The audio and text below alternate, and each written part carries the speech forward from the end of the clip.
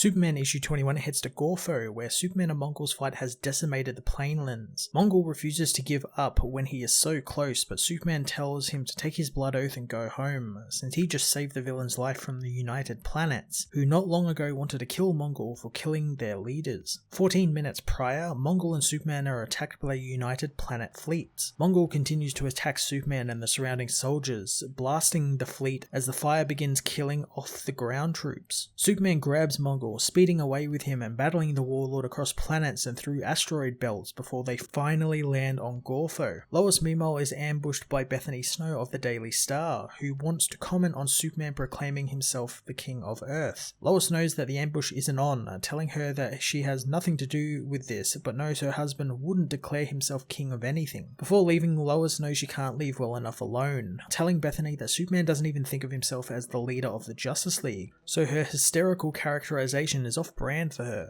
Lois begins criticizing Bethany's ambush approach to journalism, calling it cheap since it seems she's only doing it for her show and for the ratings. Lois calls for some professional courtesy and wants to know where the video came from, but Bethany refuses to tell her, getting frustrated at having to work against Lois Lane and Clark Kent. As she storms off, the cameraman Andy tells her the video just showed up and Star Labs screwed them over when the reporters tried to have it analyzed to see if it was real. He says that Clark shouldn't go around declaring things like that, and he won't email Lois the clip. Lois returns to her room, panicking since if Clark really did become the King of Earth, it means she is the Queen, and she needs a lawyer. Superman continues his battle with Mongul, who says that his work there is done as he smashes the Man of Steel into the ground. He says that he came to destroy the United Planets, and he has succeeded since half of their leaders are dead by his hand. Superman uses his telescope vision to see the United Planet fleets, which are fighting between one another thanks to the chaos caused on the planet. Mongul thanks the hero for allowing him to do this and ruin the United Planets, but Superman knows that the Dominators will soon invade Earth and the Thanagarians will go to Warworld and reduce it to ash, but Mongul doesn't care, saying goodbye and taking off. Superman beats himself up for not realizing that Mongul tricked him and not realizing it until the villain said it, and he knows he's not meant to be there, so speeding off, Superman returns to the battle, getting in between both fleets and unleashing his violent heat vision, causing them to break up the battle and end the war. Despite stopping the war, Superman knows this isn't a United Planets anymore. Soon the Justice League arrive to help with the cleanup, and Martian Manhunter tells Clark to stop blaming himself over this. Clark doesn't blame himself, he blames Mongul for destroying his son's idea and vision. Wonder Woman tells him that he should probably head home immediately, but Clark says that he needs to sort out the United Planets now that they are in disarray. But Jean says that this might embolden the idea of the United Planets, and Diana agrees, saying this could prove that they are needed. Green Lantern agrees with the fellow heroes and says he should go home since he left his wife in the middle of a hurricane he created. Leaving the League to help the United Planets, Superman heads home,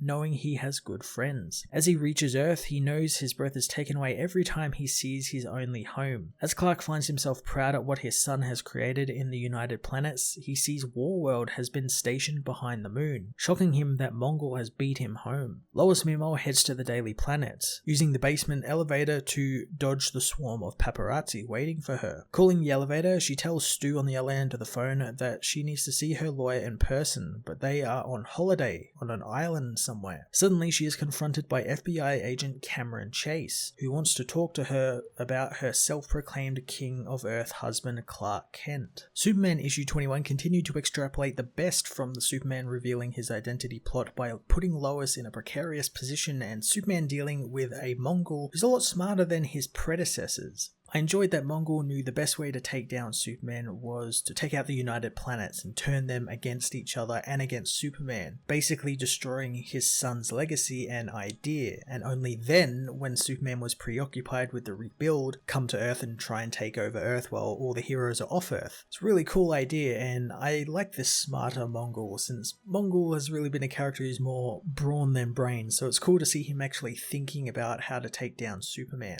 Cameron Chase's involvement in the story was really fun and quite surprising to me, so I'm excited to see what she does now as an FBI agent and not the leader of the DEO. I'm going to give this issue an 8.5 out of 10.